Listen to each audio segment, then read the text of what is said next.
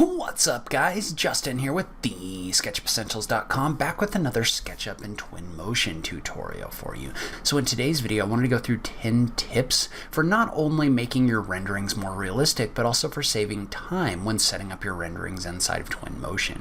So this video is part of a series about Twinmotion in partnership with Epic Games. So one of the cool things about Twinmotion is that it's free from Epic Games through early next year. So if you download this version, then you get to keep this version. So this is a really great opportunity for you to get into real-time rendering with a powerful rendering program. So if that's something you're interested in, the download link to download Twinmotion for free is in the notes below the video. Now let's go ahead and just jump into it. All right, so this is a model that I've downloaded from the 3D warehouse inside of SketchUp, and model credit for this model is a suspended office sketch, CMG 2008, and it's by Phony.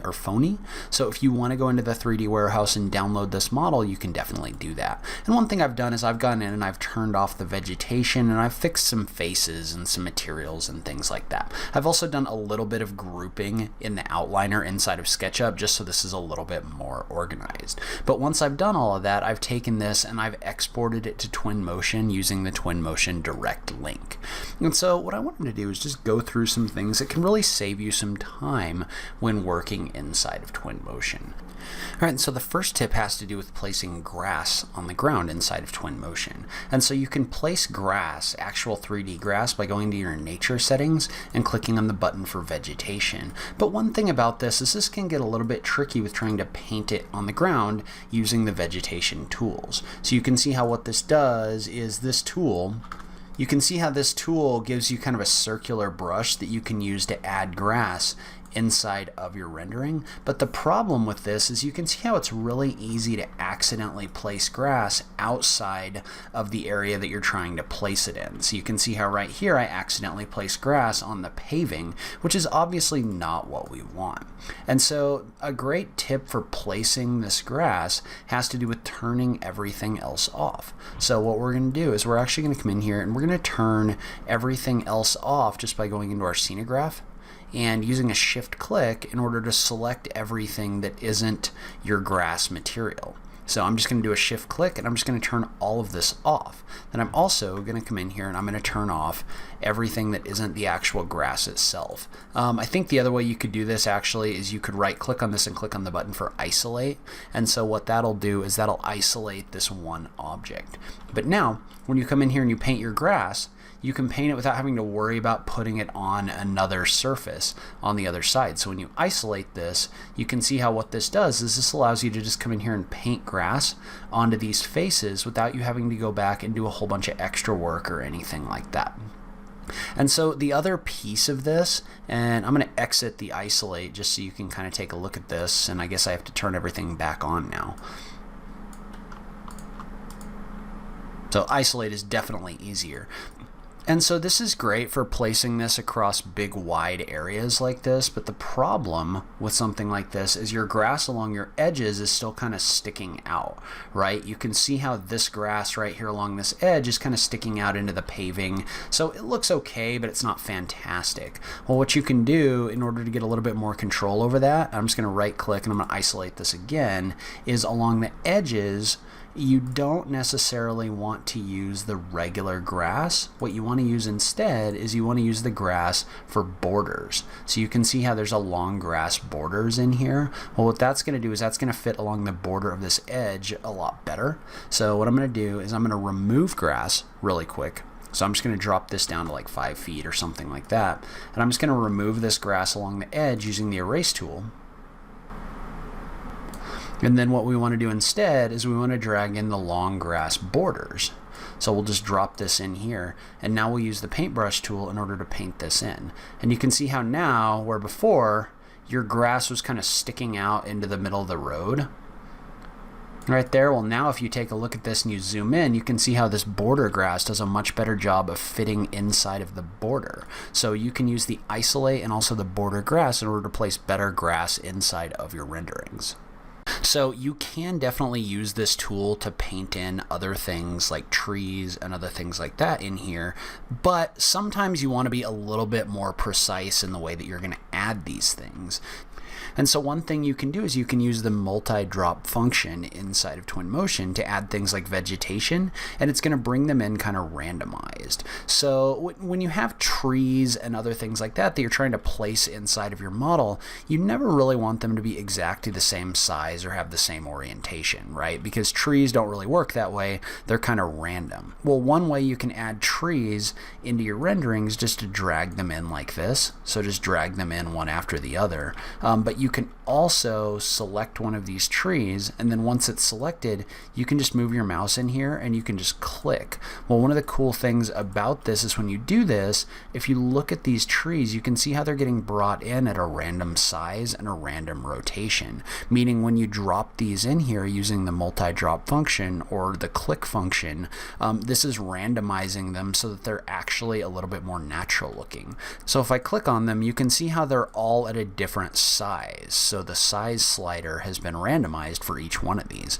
So this allows you to quickly add random vegetation in here that looks natural and realistic without you having to come in and mess with the settings every single time. So sometimes when you're working in a rendering like this, especially if you have an older or slower PC, there's things in here like the trees that really kind of eat up some processing power. And what you can do is you can use the scenograph in order to turn those off until you need them. So for example, I've added all of these different trees in here. Well, for the meantime, if I don't want these to be shown, I can just do a shift click and select them all and turn them all off. So you can use this to control the visibility of those trees, especially if you don't want those rendering while you're in here doing work.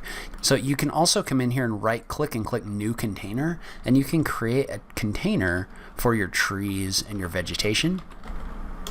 And we'll drag this out of here, but then you could take all of these trees and do a shift click and then drag them into your trees and vegetation group. And then you can use this to turn those on and off without having to do the shift click and select them all. So you can use this to toggle the visibility of things like cars or people or other things like that inside of your rendering really easily. And so you can also, and we talked about this with the grass, you can select an object, right click, and click on the button for isolate in order to isolate that to things inside of your group. And for some reason, my trees and vegetation got brought into that group. So we don't necessarily want that. But like if I wanted to isolate the ground, I could just right click on my ground and click on isolate or exit isolate. You can see how that isolated this to just the things inside of this group. So you can also use this for adding grass or really focusing in on different areas if you need to do that. And then when you want everything back, just click on exit isolate and that'll bring everything back inside of your rendering. So a lot of the time you'll decide that you want like a different kind of tree or something like that in your rendering or in your image. Well, going through and replacing all of these trees could be a bit of a pain. I mean, you could do like a control click and select all of these and delete them and place new trees in here. A much faster way, if you wanted these to all be one kind of tree, is you can select this and you can actually find those trees inside of your scenograph just by doing a shift click. And then if you right click, there's a tool in here called replace object. And so replace object is going to allow you to replace this object with a different object that you drag in down below. So if we take this and, for example, we don't want these to be the black gum trees anymore, we want them to be like the Bradford pears, you can drag this in here to the box that says drop here, and you can click on start replace. So you do have to be a little bit careful because obviously these trees are a lot bigger than the trees that we had in here before. So maybe we'll try something else, maybe like a smaller tree. Maybe we want to replace these with orange trees. So you'll drop this in here, and you'll click on the button for Start Replace, and this will replace these with orange trees rather than the trees we had in here before. So another thing about this is you can also right click on it, click Replace Object, and let's say you wanted different kinds of orange trees in here. So we could drag all three of these, and then click on Start Replace. And you can see how what this did is this randomly replaced these with one of the selected tree objects. So you can see how now we have orange tree 1, 2, and 3 all in here. So you can use this to kind of randomize your objects that are in here as well. So I'm going to go ahead and put these back to the black gum trees. So I'm just going to drag probably the number 2 in here, click Start Replace, and we're back to normal. But that's a really quick way to swap out objects inside of inside of your rendering. So you could also do this if you added all of your lights in SketchUp. You could use this to replace these with an assembly that has an actual light inside of it as well. So let's say, for example, that we were working on this road and we needed to place a bunch of different light fixtures that are kind of running along the road. Or we needed to add light fixtures that are running along the road. Well, if we were to go in here and select under Furnitures, City, Streetlights. So what you could do is you could come in here and you could place a bunch of these different street lights manually, right? So you could take this and you could place this street light. You could kind of rotate it so that it's facing the right way. I think that's actually pretty close to what we need. And then if you wanted to, you could just do that over and over and over again. So you could definitely do that, but it becomes a little bit painful, especially if you're trying to keep everything evenly placed. Well, what you can do instead, so if I undo this, is when you select this object and you've got the move tool active, or if you hold down the shift key while you're dragging this, this is going to bring up a little menu that's going to say copy. And so what copy does is that allows you to create a number of different copies in a straight line. And so there's two options in here. There's the option for an instance and an option for a copy. So an instance is going to be something that's linked back to your original. So if you make a change to the first one, then any changes will be reflected to the second one as well. If it's a copy, they won't really be linked together. We'll talk about this more in a second. But in this situation, let's say that I wanted maybe 4 streetlights at a spacing of 15 feet. I could just set the number 4 and I could set the spacing to 15 feet and hit OK. You can see how what that does is that's going to create an array of copies based on the spacing that I had in here. And so you can do this as many times as you want to, and it's a lot faster for creating objects that need to be in a line than coming in here and doing this manually. So another important tip when working in Twinmotion is understanding the difference between replace material mode and apply to object mode. And so replace material mode, right now, if we were to come in here and we wanted to replace the face of this metal panel, and we wanted to replace it with, let's go with some kind of a gray Alucobond panel. So you can see how when I click and drag this in here, right here, well, it's also replacing anywhere else in this model where this Alucobond panel or where this material that we're replacing was in here, right? So like, for example, if I drag this onto this material, maybe I'll do something like the carbon instead because I want something a little smoother. But if I was to drag this in here, well, you can see how what this does is this also replaces the material on the canopy. Well, as long as we have the option for replace material set, it's always going to do that. It's going to replace the material everywhere inside of your rendering. However, if I undo this and I click this and so if I click and hold on these 2 circles right here, there's an option for apply to object. Well, if I select apply to object and then click and drag this in here, you can see how this is only applying that material to the singular object that I've moused over inside of my rendering. So where with the option for replace material set, you're going to replace the material everywhere. For the option for apply to object, you can use this to apply a material to an individual item inside of your rendering. So you can see how I can apply this just to this outside face of this object without applying it everywhere else and replacing this material everywhere else. Now, one thing to note about this is I believe, I'm not 100% sure on this one, I believe this only works if when you import your model, you import your model outline. So when you do a file import, under options, if you select the option for collapse material, I'm not 100% sure, but I don't think this will work. I think you need to select the option for keep hierarchy so that you keep your model hierarchy over here. I'm not 100% sure on that, but I believe that's the way it's worked for me in the past. But if you do bring this in with your model hierarchy, then it can be significantly easier to replace just a single object's materials inside of Twinmotion. And so one of the things that kind of makes renderings look a little bit weird sometimes is you never have a big uninterrupted space like this one, right? So, I mean, even though this looks wide open, one of the reasons that renderings a lot of the time look odd is because if you were to pull up like an image of a street in Google Street View, this would be broken up with things like striping and manhole covers and other things like that.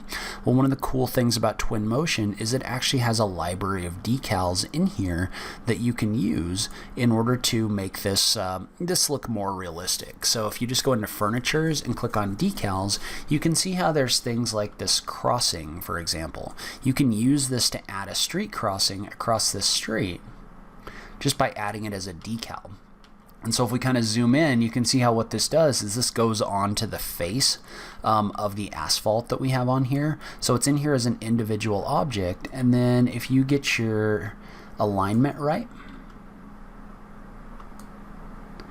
and then say you were to click and drag it like this,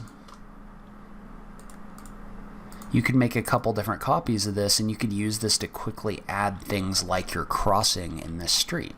And so there's also other things in here like line dashes or road dashes, other things like that. So for example, we could add this in here, and then you could adjust your size, and you want to be careful with your size a little bit. You don't want to make it too big because then your scale gets weird.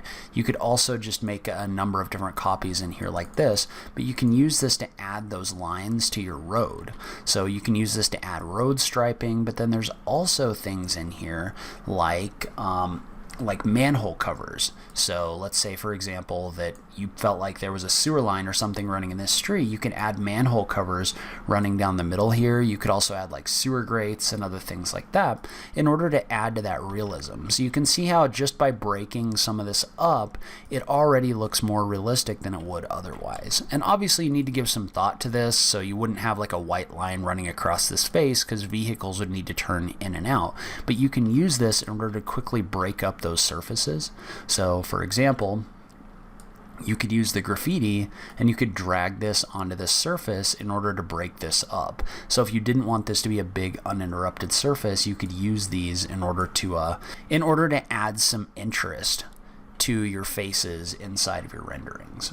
So my next tip is to use reflection planes in order to create realistic glass that actually reflects inside of your renderings. So right now, for example, if I was to render out this building, the glass might reflect a little bit of light, but it's not really reflecting, and it's not really simulating the rays bouncing off of the light very well. However, there's a tool in here under volumes. So if you go into library, volumes, there's an option here for reflection probes.